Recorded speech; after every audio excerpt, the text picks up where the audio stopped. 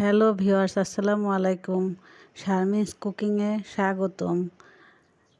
এই রান্নাটা সবাই পারে, তবুও একটু দেখানোর ইচ্ছা হলো তাই দেখালাম। এটা রুটি কিংবা ভাতের সাথে খুবই মজা। সকালবেলা আজকে করলাম। তো দেখে এই রান্নাটার টেস্ট নির্ভর করে ভাজিটা কুচানোর উপরে আর আপনার অল্প আগুনে ভাজতে হয়। এটাতে পানি দেওয়া যায় না, অল্প আগুনে নেড়ে চেড়ে বারবার নেড়ে চেড়ে তারপরে ঢাকনা দিয়ে রান্না করতে হয়।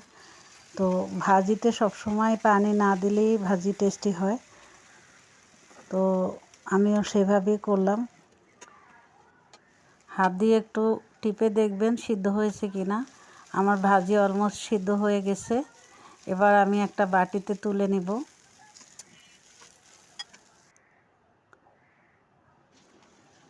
গরম রুটি দিয়ে খাবো।